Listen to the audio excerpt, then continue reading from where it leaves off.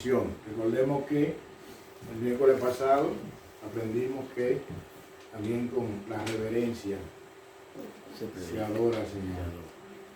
La reverencia, prestar atención a la voz de Dios, que es su palabra. Amén. Amén. Señor, una vez más queremos darte gracias porque verdaderamente cuán profundo y cuán grande es el amor de Cristo. Gracias, Cristo, por venir y pagar el precio que ningún ser humano podía pagar. Gracias por tu salvación. Una vez más queremos suplicarte que tu gracia nos acompañe a la hora de exponer este tema que tú has puesto en mi corazón. Señor, gracias por hablarme a través de este tema. Gracias por mostrarme mi pecado. Y gracias, oh Dios, porque tu palabra para tus hijos no es para condenación, sino para que nos guíen a arrepentimiento y podamos cada día venir a ti y encontrar abundante gracia ante tu trono, reconocer nuestra falta y que tú nos sigas moldeando nuestra vida al carácter de Cristo. Oh Señor, oh Dios, que tú nos ayudes a través de la predicación a entender que tú nos has dado la gracia de tu salvación, pero a la misma vez tú quieres, oh Dios, que nosotros caminemos en obediencia a tu palabra. Perdónanos, Señor, cuando hemos sido desobedientes, rebeldes, soberbios, altivos, arrogantes, y no nos hemos sometido a la autoridad de tu palabra. Perdónanos, Señor. Ayúdanos, Dios, en el poder de tu Espíritu. Y hoy, una vez más, queremos darte gracias por cada visita que nos honra con su presencia. Gracias por traerlo en soberana voluntad. Y gracias, Padre, porque están en el mejor lugar, donde tu palabra enseña que la fe viene por el oír y el oír tu palabra. Amén. Obra en sus corazones. Y sé tú, Señor, trayendo el crecimiento y dando fruto en su corazón, de tu palabra, al 30, 60 y al 100 por uno. Tú eres el que da el crecimiento, por lo cual te rogamos que tu favor sea en medio nuestro. Son favores que te robo en Cristo Jesús. Amén. Hoy nos vamos a mover al libro de Santiago, un libro de muchos retos para el cristiano, porque es un libro altamente práctico.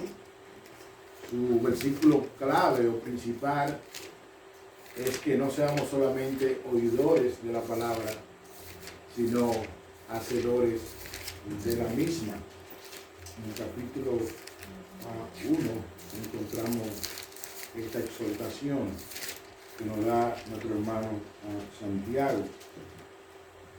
Y es interesante, amados hermanos, que nosotros podamos entender esta parte. Como dije en mi oración, el Señor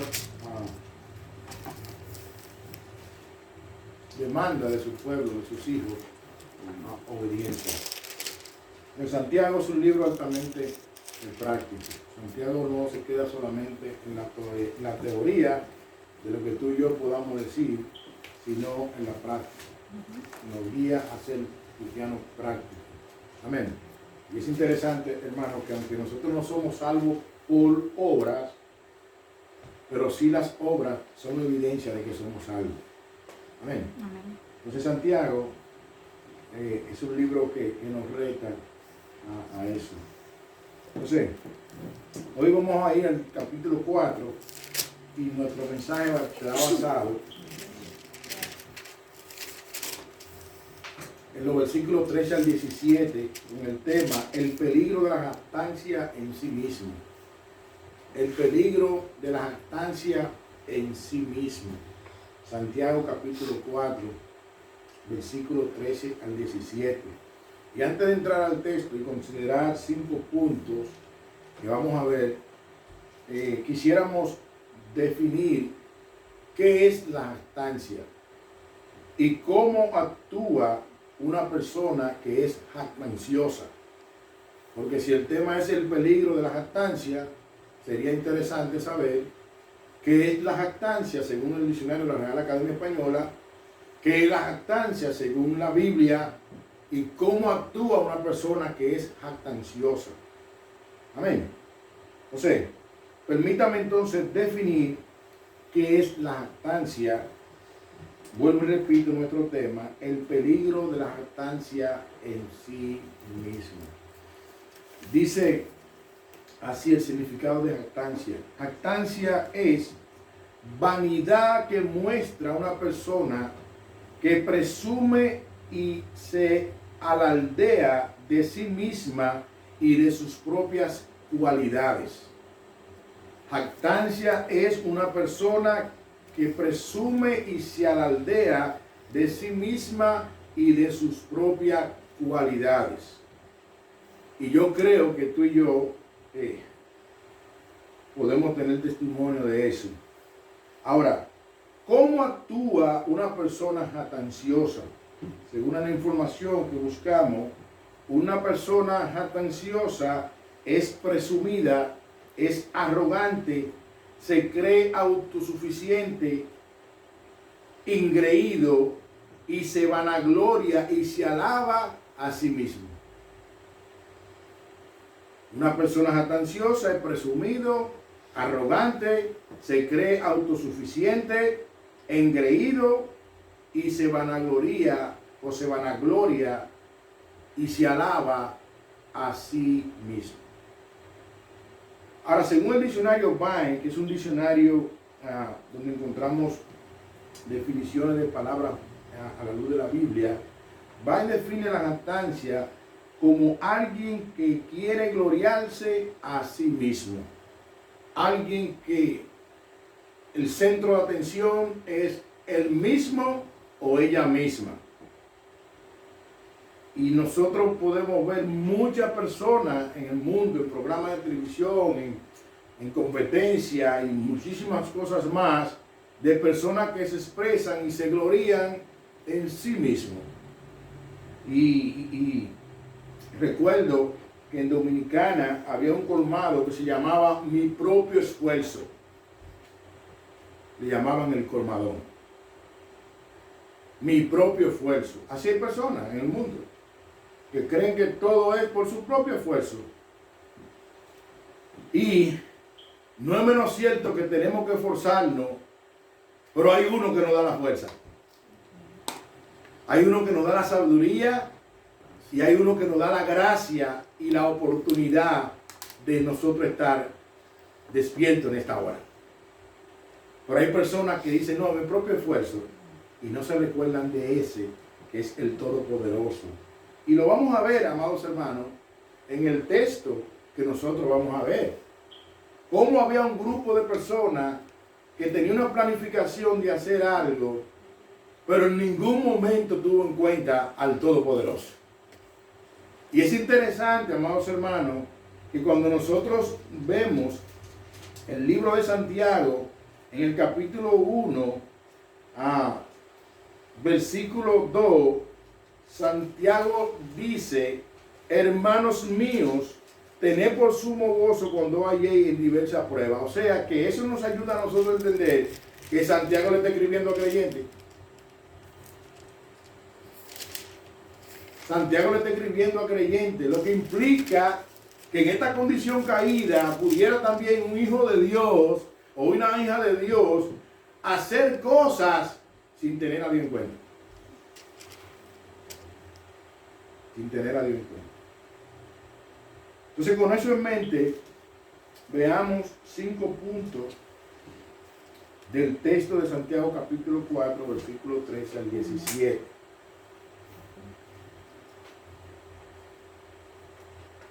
Y nuestro primer punto está basado en el versículo 13. Hoy vamos a estar usando la Biblia Reina Valera y también la Nueva Traducción Viviente simultáneamente. Dice el versículo 13, nuestro primer punto, Santiago no condena, amada iglesia, la planificación. Santiago no está condenando la planificación, sino el no tener en cuenta a Dios a la hora de planificar. Versículo 13 dice, Vamos ahora a lo que decía. Hoy y mañana iremos a tal ciudad y estaremos allá un año y traficaremos y ganaremos. Permítanme leer este mismo versículo en la Nueva Traducción Viviente y dice lo siguiente.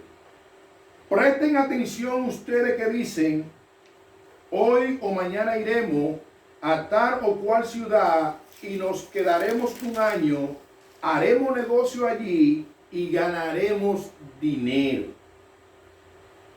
Si nosotros nos detenemos y podemos dividir este versículo en 4 partes, nosotros podemos ver que este grupo de personas estaban determinando 4 cosas.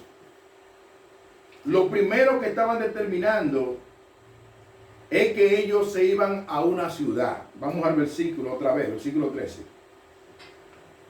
Hoy o mañana iremos a tal ciudad. Ellos estaban planificando ir a esa ciudad. Otro punto que vemos es que este grupo de personas estaban estableciendo el tiempo que iban a durar en esa ciudad. Dice el verso 13, y nos quedaremos allá un año. Pero otra cosa que estas personas estaban estableciendo o planificando, que sin llegar a esa ciudad, ya ellos estaban pensando hacer un negocio allá. La Biblia Reina Valera usa la palabra y traficaremos. La nueva versión, la nueva traducción viviente dice haremos negocio allí. Pero otra cosa que estas personas estaban planificando es que llegaron a la conclusión de que el negocio le iba a dejar ganancia. Dice la última parte del versículo 13, y ganaremos. La nueva traducción viviente dice, y ganaremos dinero.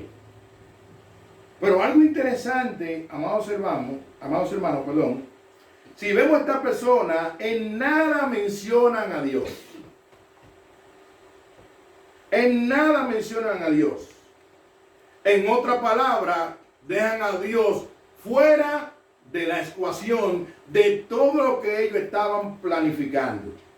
En nada tuvieron en cuenta a Dios. Ellos, parece ser, y voy a especular ahora mismo, quizás se levantaron una mañana y comenzaron a dilucidar, comenzaron a planificar todo este evento, pero en nada tuvieron en cuenta a Dios. Y repito nuevamente que la palabra jactancia significa alguien que confía en sí mismo. Si quiere la última Coca-Cola del desierto, como dicen algunos. En Lucas capítulo 12, Jesús narra una parábola que nos ayuda a entender esta misma actitud. El rico insensato. Lucas 12, versículos 13 al 21, y permítame citarlo, por favor. Dice Lucas 12, del 13 al 21. Le dijo uno de la multitud, maestro, di a mi hermano que parta conmigo la herencia. Mas él le dijo, hombre, ¿quién me ha puesto sobre vosotros como juez o partidor? Y les dijo, mirad y guardaos de toda avaricia, porque la vida del hombre no consiste en la abundancia de los bienes que posee.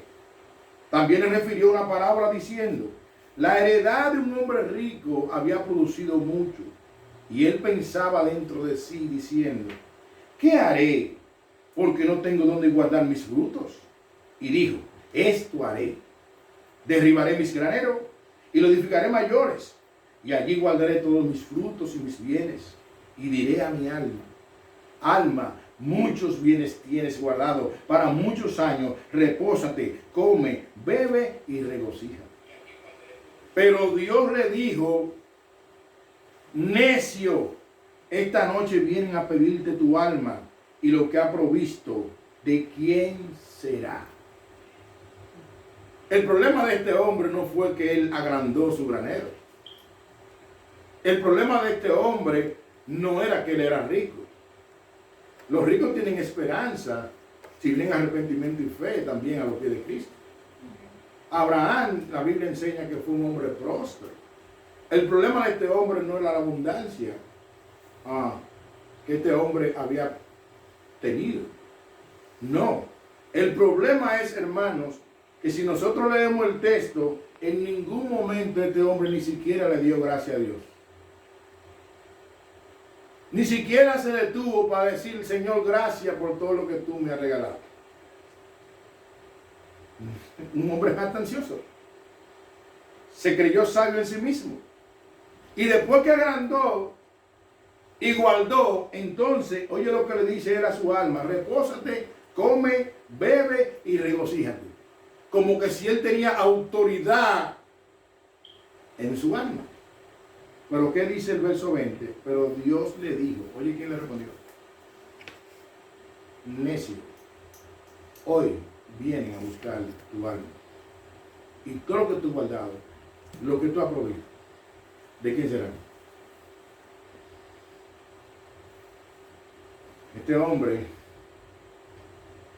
fue tan ansioso. Este hombre no tuvo a Dios en cuenta. Pero volviendo a nuestro texto, vamos a pasar a nuestro segundo punto.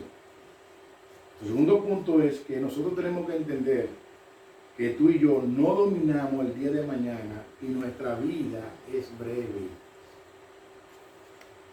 Aquí nadie sabe lo que va a pasar mañana. Nuestra vida es breve. Dice el versículo 14. Cuando no sabéis lo que será mañana. Porque ¿qué es vuestra vida? Ciertamente es neblina que se aparece por un poco de tiempo y luego se desvanece. Permítame nuevamente leer este versículo en Nueva Traducción Viviente. Dice, y sí, ¿cómo saben qué será de su vida el día de mañana? La vida de ustedes es como una neblina del amanecer y aparece un rato y luego se esfuma. En otra palabra, se desvanece. Proverbio 27:1 nos dice, no te jactes del día de mañana, porque no sabe qué dará de sí el día. No sabemos, hermano. No dominamos eso. Dice un comentario bíblico titulado de un teólogo llamado Guy Paul sobre este versículo del libro de Santiago lo siguiente, permítame citarlo. Dice, la frase cuando no sabéis lo que será el mañana significa no sabemos con seguridad lo que pasará. ¿Por qué? ¿Qué es vuestra vida? Es como si Santiago estuviera diciendo, deténganse y consideren, antes de hacer planes para el futuro, determinen la clase de vida que tienen. ¿Es permanente? ¿Es duradera? ¿Con las cualidades que aseguran que estarán aquí mañana, la semana que viene o el año que viene? La vida es un vapor, una neblina que aparece por un poco de tiempo y luego se desvanece. Así es la vida, una pequeña nube lánguida que ociosamente flota en el estel airoso de los cielos, momentáneamente bosquejada en una escena de una turquesa líquida y luego desaparece para no verse más. La vida es como un vapor que aparece por un poco de tiempo y luego se desvanece. El salmista en el Salmo 103, versículos 15 y 16, nos ayuda a recordar esto, y cito, el hombre como la hierba son sus días, florece como la flor del campo, que pasa el viento por ella y pereció, y su lugar no la conocerá jamás. Amados hermanos, tú y yo no sabemos, qué será del día de mañana. Tú y yo no lo sabemos.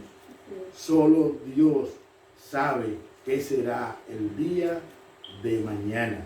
Solo Dios conoce aún la cantidad de cabello que tú y yo tenemos en nuestra cabeza. Santiago nos ayuda a entender en nuestro segundo punto que no dominamos el día de mañana y nuestra vida es breve.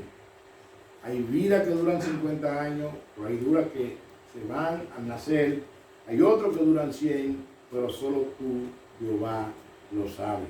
¿Quién sabe cuántos años va a durar? Nadie. Absolutamente nadie. Si eso es así, entonces vamos a pasar a nuestro tercer punto. Todo lo que planifiquemos depende de Dios y no de nuestra propia voluntad. Y le estoy haciendo un llamado al pueblo de Dios primeramente. El pueblo de Dios, los hijos de Dios, nosotros no vivimos para sí. Nosotros ya vivimos para aquel que murió y resucitó, para Jesucristo.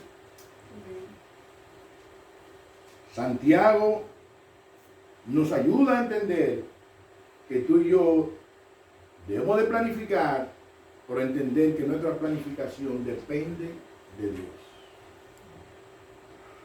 Dice el verso 15, en lugar de lo cual debería decir, si el Señor quiere, viviremos y haremos esto o aquello. Si es la voluntad de Dios, si a Dios le place, haremos esto o aquello. Santiago exhorta a este grupo de personas y le dice, un momentico, pero ustedes no saben que el día de mañana, ¿qué es su vida? ¿Qué es vuestra vida? La vida es como un vapor. En lugar de ustedes ir y planificar de que van a ir a esa ciudad y van a hacer negocios y van a estar allí un año, ustedes deberían de decir, si el Señor quiere, si es su voluntad, haremos esto o haremos aquello. Dice un comentario, los discípulos fieles del Señor siempre tomarán a Dios en todo lo que se proponen hacer, lo tomarán en cuenta. Y de entender que aunque no lo digan, la voluntad de Dios siempre tomará precedencia sobre la suya. El que ama a Dios y que respeta su voluntad, lo quiere agradar, desea siempre que la voluntad de Dios predomine en sus asuntos personales. Desea que la voluntad de Dios siempre predomine en sus asuntos personales. Eso debiera ser así. Eso debiera ser así. El apóstol Pablo estaba consciente de eso. Y Pablo lo expresó en varios momentos, y lo voy a citar. Pablo era un hombre que buscaba tener siempre a Dios en cuenta. Mira lo que Pablo le dijo en Hechos 18:21, cuando iba a regresar a Éfeso. Mira lo que Pablo dijo. Versículo 21 de Hechos 18.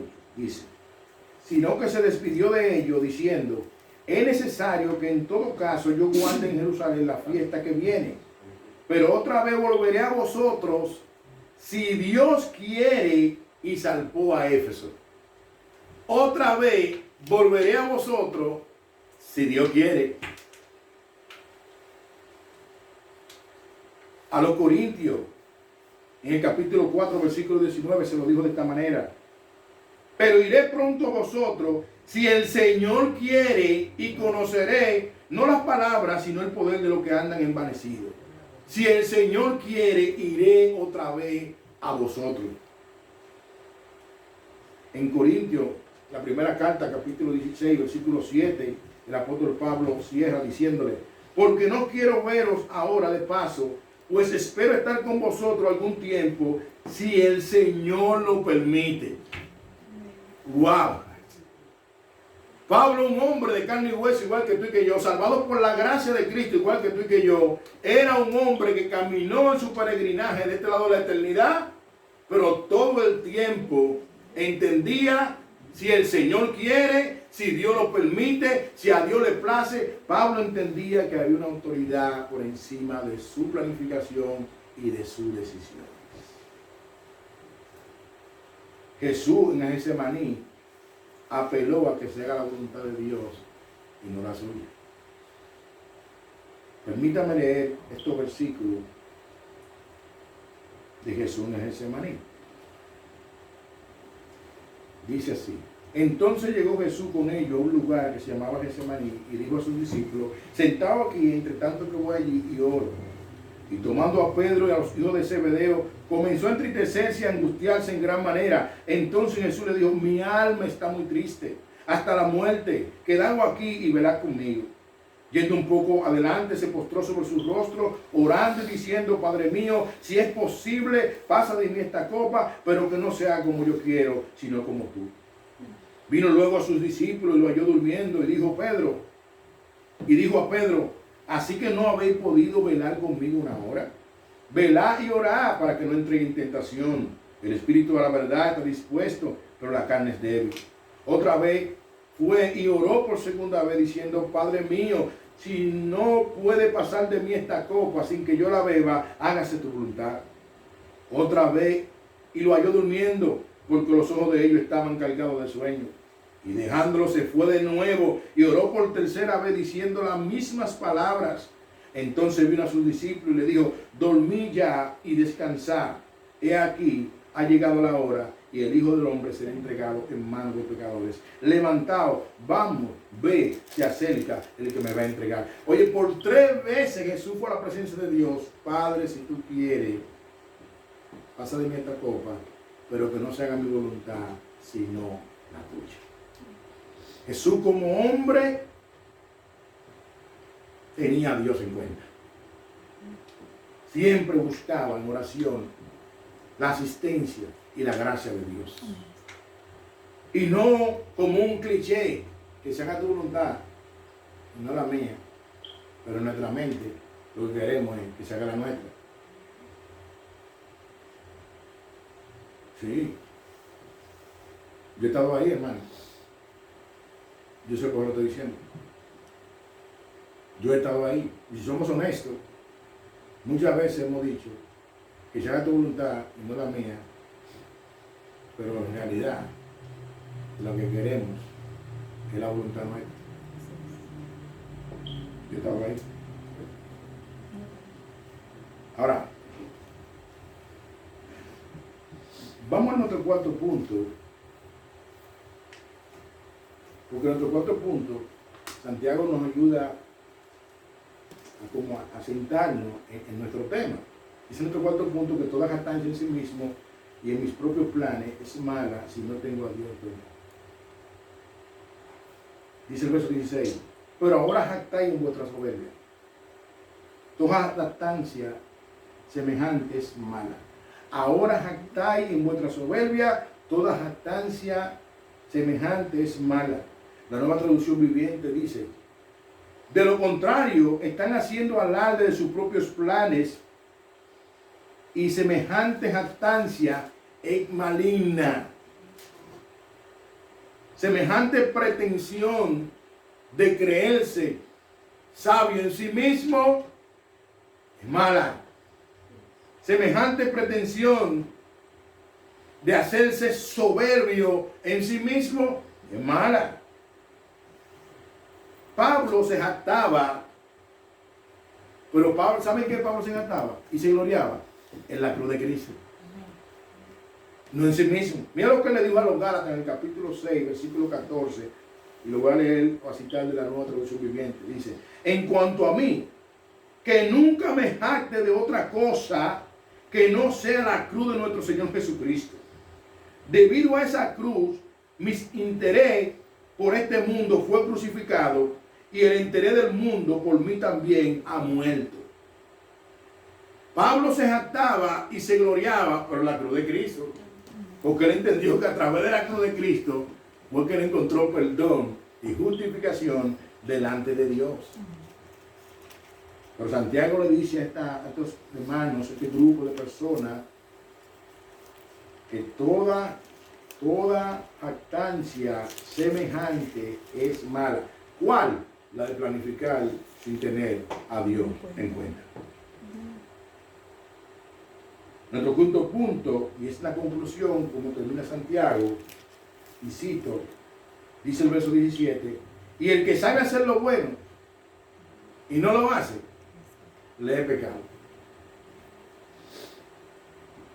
La Nueva Traducción Viviente cita este versículo, recuerden que es pecado saber lo que se debe hacer y luego no hacerlo.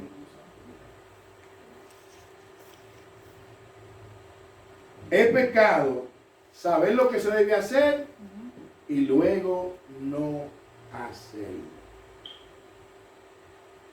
Ahora, ¿qué nosotros aprendemos de esto que hemos visto? ¿Qué cosas más nosotros podemos aplicar para nosotros, para ir concluyendo? Para aquellos que llevan anotaciones, yo quiero compartir 5 aplicaciones.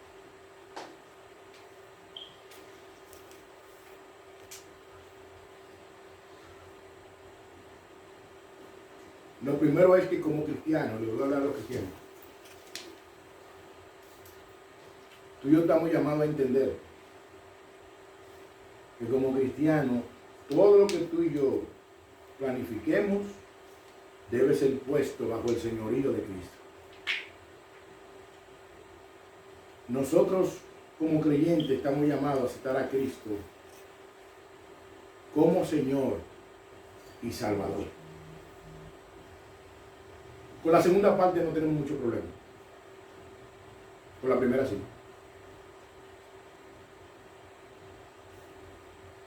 Con Jesús como Salvador no tenemos mucho problema. Pero con Jesús como Señor, así, ahí todo creo que hemos fallado. Porque decir que Jesús es mi Señor, es decir en buen dominicano, es que Jesús es mi dueño. Eso implica que yo no debería hacer absolutamente nada sin pedirle permiso a mi dueño. Porque Él es mi dueño. Pastor, ¿y cómo usted me comprueba esto? Claro, tú y yo fuimos, dice la Sagrada Escritura, enseña, comprado a precio de sangre. Ya nosotros no pertenecemos. Le pertenecemos a Cristo. Y aún en 1 Corintios 6, 19 y 20 dice que aún nuestro cuerpo es ¿qué? Templo del Espíritu Santo. Con Jesús como Salvador no tenemos mucho problema. Es como Señor. Y a veces nos descuidamos, nos envolvemos en el diario vivir y se nos olvida que tú y yo tenemos un dueño, un Señor. Y yo estoy seguro que cuando tú en tu trabajo, en tu tiempo laboral, donde esa empresa te contrató para pagarte un servicio en ese horario, si tú necesitas hacer una diligencia en ese tiempo, yo estoy plenamente convencido que tú pides un permiso. O si tienes día de enfermedad, usa un día de esa enfermedad para exonerarte de pedir el permiso. Pero si no, pide un permiso. ¿A quién? A tu supervisor. ¿Pero por qué? Porque tú te debes de trabajo. ¿Es así o no es así, hermano? Así es. Tú y yo nos debemos a Cristo. Somos de Cristo. Y si es así, entonces no deberíamos hacer absolutamente nada sin primero no hablar con nuestro Señor. Hermanos, si sabemos esto y lo hacemos lo contrario, estamos mostrando como jactanciosos.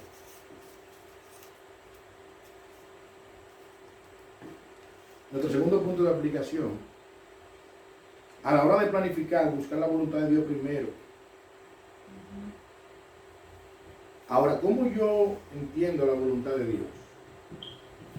Si lo que voy a hacer contradice la palabra de Dios y mi principio de fe, no es la voluntad de Dios. Si lo que yo voy a hacer contradice la palabra de Dios y mi principio de fe, no es la voluntad de Dios. Y el primer mandamiento dice, amarás al Señor tu Dios con toda tu mente, con toda... Oye, tener a Dios en nuestro primer lugar. Dios merece el primer lugar. ¿Que hemos fallado en eso? Sí, pero esa es la meta. La meta es que Dios debe de ocupar en nuestra vida el número 1, en primer lugar. debemos buscar la voluntad de Dios primero, antes que mi deleite. En el mismo capítulo 4, Santiago dice, más hacia arriba, pedí y no recibí, porque pedí mal, porque pedí para vuestro deleite. A la hora de planificar, primero la voluntad de Dios. ¿En qué trae gloria a Dios esto que yo voy a hacer? ¿Dónde glorifica a Dios esto? Este es el llamado que Dios me ha hecho como iglesia. Si esa respuesta, tú no consigues, perdón, si esas preguntas, tú no consigues respuesta en la Biblia que exalten a Dios, no lo hagas. No lo hagamos. No debemos nosotros, otra aplicación que podemos ver de esto, es cuántas veces tú y yo hemos hecho cosas sin tener a Dios en cuenta, solamente pensando en nuestro propio beneficio. Yo he estado ahí, hermano. Solamente pensando en lo que me beneficia a mí. Sí, pero ¿dónde está Dios? Puede ser que algo me beneficie a mí, pero si no trae honra al Evangelio, tú y yo, como cristianos, no debemos hacerlo. No debemos hacerlo. Si no trae honra a Dios. Cuarto punto de aplicación, recordar que cuando no tengo a Dios en cuenta, estoy actuando con jactancia, confiando en sí mismo, siendo soberbio, arrogante, creyéndome que con mi propia fuerza yo puedo lograr las cosas. Si tú y yo sabemos que sacar a Dios de la ecuación es actuar con jactancia, Santiago dice que sabe hacer lo bueno y no lo hace, es pecado. Dios debe de ocupar el centro de la vida del creyente, pero también de la vida de una iglesia, una congregación. La iglesia le pertenece a Dios. Sí. Nosotros estamos aquí ahora mismo, y si aquí que el Señor nos quiere, glorificamos a Dios en este lugar. Gloria a Dios. Si el Señor nos quiere mover, que se haga su voluntad. Pero tenemos que buscar la voluntad de Dios. ¿Y sabe quién buscó y tuvo en cuenta todo el tiempo? Y era su gozo, y era su deleite hacer la voluntad de Dios. Jesucristo. Esa es mi última aplicación. Jesucristo todo el tiempo tuvo al Padre en cuenta y sobre todo era su deleite hacer la voluntad del Padre. Juan 5:30 nos dice, y cito, no puedo yo hacer nada por sí mismo, según oigo, así juzgo, y mi juicio es justo, porque no busco mi voluntad, sino la voluntad del que me envió, la del Padre. Jesús no buscó agradarse a sí mismo. Jesús todo el tiempo buscó agradar a Dios su Padre. Amada iglesia, oremos para que el Señor nos ayude a que en cada detalle que tú y yo vamos a hacer, tener a Dios en cuenta. Que podamos entender que por encima de mi decisión y tu decisión hay una autoridad. El Salmo 23:1 dice, Jehová reina. Dios está reinando. Él tiene el control. Por encima de mi decisión y por encima de tu decisión. Amigo que me honre con tu presencia, las cosas ocurren si Dios quiere. ¿Y sabe qué? Que aunque tú no lo digas, las cosas van a ocurrir si Dios quiere. ¿Sabe por qué?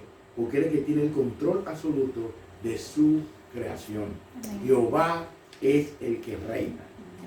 No es que Biden que reina, ni Abinader que reina, ni ningún presidente de un país reina. No, la Biblia dice Jehová reina. Y reina en su creación, pero también Él reina en su pueblo, en su iglesia. Amada iglesia, recordemos que tú y yo no nos pertenecemos, le pertenecemos a Cristo. Que Dios nos ayude a tener a Dios en cuenta en cada segundo de nuestra vida. Vamos a orar. Señor, oh Dios, gracias. Gracias por la oportunidad de poder exponer tu palabra. Padre, en esta hora queremos rogarte que nos dé la gracia y la sabiduría para que en cada decisión que vamos a tomar, tu Espíritu Santo nos ayude, nos asista para preguntarnos, ¿trae gloria a Dios esto? ¿Es la voluntad de Dios hacer esto? Ese es el llamado que el Señor me hace.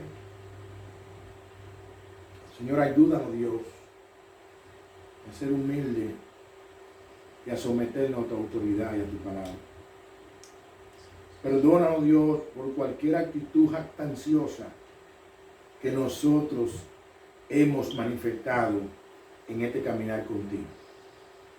Perdónanos, Dios, cuando hemos planificado cosas y ni siquiera hemos pensado en ti. Y hemos actuado como el rico y sensato. Perdónanos, Dios. Ayúdanos, Señor, a entender que estamos llamados a imitar a Cristo. Y Cristo, tu Hijo Jesucristo, todo el tiempo, Jesús como hombre, buscó tu favor, buscó tu gracia y forzado por ti, lleno en el poder de tu Santo Espíritu. Oh Dios, te rogamos que, así como Jesús fue un hombre de oración, tú nos ayudes a ser hombres y mujeres de oración. Pero que a la hora de ir a tu presencia, podamos decir con sinceridad que se haga tu voluntad y no la nuestra. Sabiendo que tu voluntad es descrita en tu palabra como buena y perfecta, aunque sea contrario a nuestra voluntad. Tu voluntad es mejor. Ayúdanos, Dios, y dirígenos. Son favores que te pido en Cristo Jesús. Amén. Amén.